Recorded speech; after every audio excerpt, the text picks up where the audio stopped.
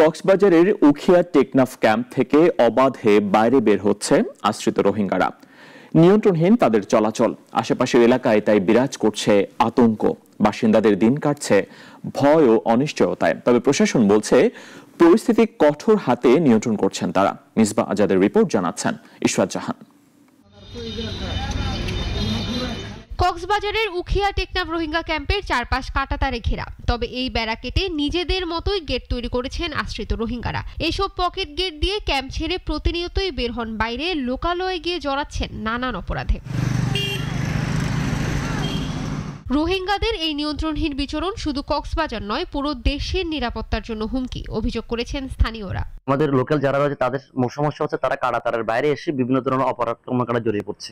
তারা বাহিরে এসে অনায়াসে আমাদের এলাকার লোকজনের সাথে মিশে অপরাধ জগতের মধ্যে তারা কি পড়ে যাচ্ছে এবং আমাদের শ্রম বাজার দখল করে নিয়েছে।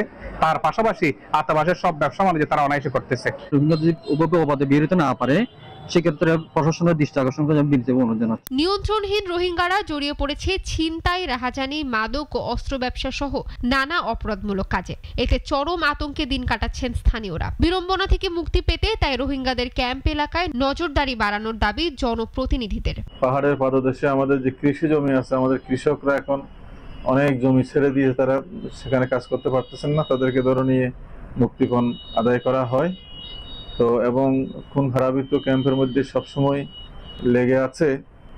এজন্য আমরা বলেছি যে তাদেরকে ক্যাম্পের ভিতরে আবদ্ধ করে রাখা দরকার, তারা যাতে বাইরে বিচরণ করতে না পারে এবং তারা যাতে অপরাধে লিপ্ত হতে না পারে, এই জন্য তাদের উপর আরো বেশি নজরদারি বাড়ানো দরকার। এদিকে রোহিঙ্গা ক্যাম্প কেন্দ্রিক এপিবিএন চেকপোস্টগুলো কঠোরভাবে নিয়ন্ত্রণ করা হচ্ছে, বলছেন আইন শৃঙ্খলা রক্ষাকারীরা। কাঁটাতারের বেড়াগুলো অনেক জায়গায় নষ্ট হয়ে গেছে, সেই সমস্ত ফাঁক পুকুর দিয়ে বা বিভিন্ন ভাবে ওরা বের হয়ে আসে।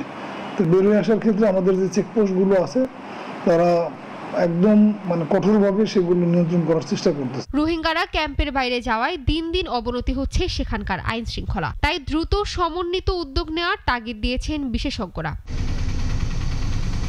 ইশরাত জাহান, নাগরিক।